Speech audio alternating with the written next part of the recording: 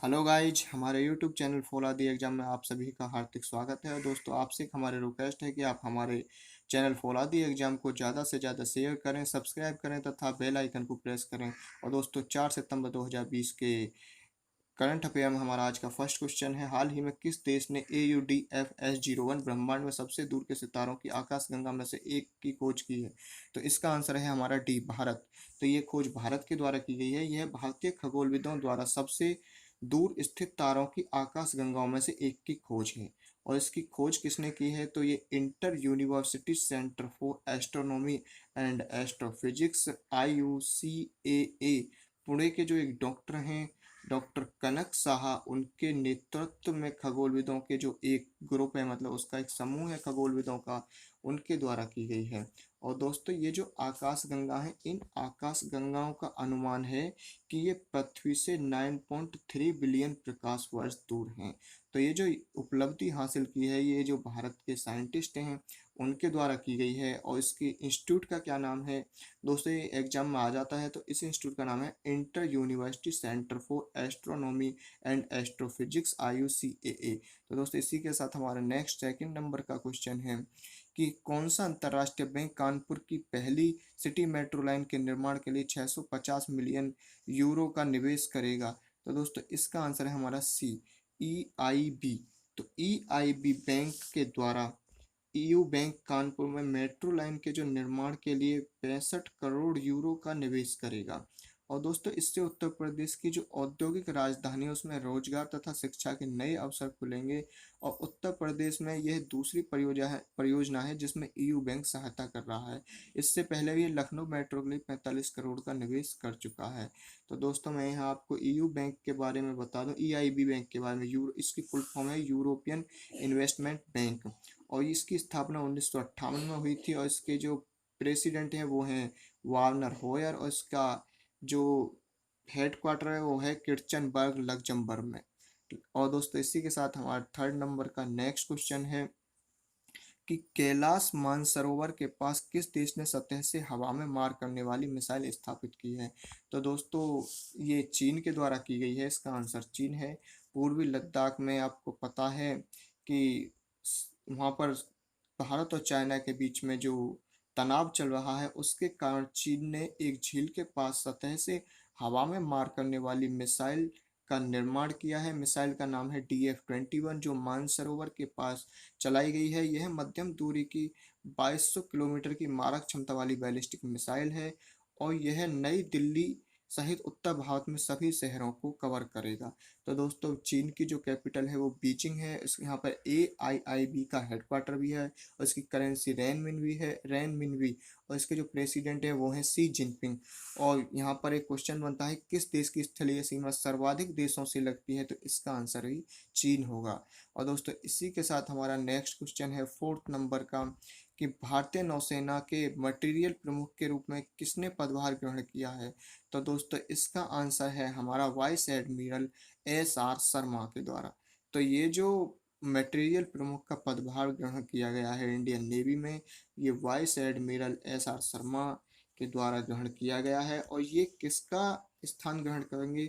तो ये vice admiral GS पोवी का पदभार ग्रहण करेंगे। तो एडमिरल शर्मा जो हैं ये IISc बेंगलुरु से कंप्यूटर साइंस एंड इंजीनियरिंग में पोस्ट ग्रेजुएट हैं।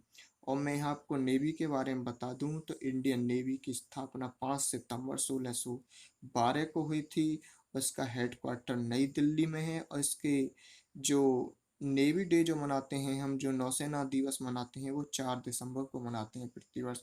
और नेवी के जो चीफ हैं वो हैं एडमिरल करमबीर सिंह। तो दोस्तों, इसी के साथ हमारा नेक्स्ट फिफ्थ नंबर का क्वेश्चन है, सेल SAIL के अगले अध्यक्ष के रूप में किसे नामित किया गया है? तो दोस्तों, इसका आंसर है हमारा डी, सोमा मंडल को SAIL Steel Authority of India Limited के अगले अध्यक्ष के रूप में सार्वजनिक उद्यम चयन बोर्ड PSEB द्वारा नियुक्त किया गया है। यह इस पद पर नियुक्त देश की सबसे बड़ी स्टील निर्माता जो कंपनी चलाने वाली पहली महिला बन गई हैं, ये सोमा मंडल। और प्रेजेंट में जो सेल के अध्यक्ष हैं वो हैं अनिल चौधरी। और ये अनिल चौधरी का स्थान ग्रहण करेंगी। जो कि 2020 के अंत में रिटायर होने वाले हैं अनिल चौधरी, उनका स्थान ग्रहण करेंगे ये सोमा मंडल। और सेल के बारे में आपको बता दूं, इसकी फुल फॉर्म है स्टील अथॉरिटी ऑफ इंडिया। इसकी स्थापना 1954 में हुई थी और उसके प्रेजेंट में जो चेयरमैन वो अनिल कुमार चौधरी हैं और उसका हेडक्वार्टर नई दिल्ली में। तो दोस्तों इसी के साथ हमारा नेक्स्ट जो 6 नंबर का क्वेश्चन है वो है, किस मंत्रालय ने पिनाका रॉकेट लॉन्चरों की खरीद के लिए 2580 करोड़ के रुपए के समझौते पर हस्ताक्षर किए हैं? तो दोस्तों इसका आंसर है हमारा ए, रक्षा मंत्रालय के द्वारा इस समझौते पर हस्ताक्षर किए गए हैं पिनाका रॉकेट लॉन्चरों की खरीद के लिए।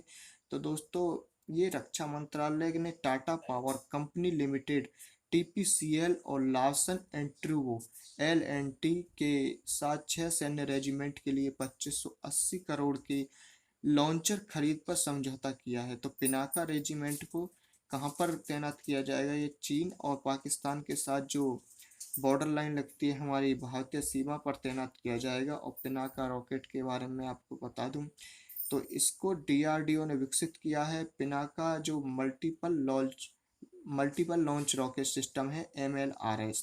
तो डीआरडीओ की जो स्थापना है वो दोस्तों 1958 में हुई थी। और इसी के साथ जो हमारा नेक्स्ट क्वेश्चन है वो है कि प्रेस ट्रस्ट ऑफ इंडिया मतलब पीटीआई का नया अध्यक्ष किसे नियुक्त किया गया है? तो दोस्तों इसका आंसर है हमारा बी, अबीक सरकार को। तो अबीक सरकार को प्रेस ट्रस्ट ऑफ इंडिया का नया अध्यक्ष नियुक्त किया गया है। और ये आनंद बाजार के जो एडिटर एमेरिट्स हैं वो एवं उपाध्यक्ष उनका स्थान ग्रहण करेंगे। नहीं सॉरी दोस्तों, इससे पहले आनंद बाजार के एडिटर एमेरिट्स एवं उपाध्यक्ष भी रह चुके हैं। और PTI press trust of India देश की प्रमुख समाचार कंपनी है, मतलब ये मीडिया से संबंधित कंपनी है। इससे पहले भी ये पेंगुइन के संस्थापक थे। ये जो अभी नियुक्त किए गए हैं अभी सरकार, ये पहले पेंगुइन के जो उसके संस्थापक भी रह चुके हैं। पेंगुइन इंडिया जो कंपनी है। और पीटीआई के बारे में आपको बता दूं, इसकी स्थापना 27 अगस्त 1947 को हुई थी। इसका हेडक्वार्टर नई दिल्ली में है। इसके चेयरमैन है विजय कुमार। तो दोस्तों इसी के साथ हमारा नेक्स्ट 8 नंबर का क्वेश्चन है, हाल ही में किस देश ने भारत के साथ सहयोग और समुद्री सुरक्षा पर चर्चा की है? तो इसका आंसर है हमारा नाइजीरिया ए। तो दोस्तों अभी भारत व नाइजीरिया के बीच में के साथ जो समुद्री सुरक्षा पर चर्चा हुई थी, तो भारत व नाइजीरिया के विदेश मंत्रियों ने राजनीतिक, आर्थिक एवं व्यापारिक रक्षा व सुरक्षा विकास सहायता के मद्देनजर सांस्कृतिक सहयोग पर चर्चा की थी।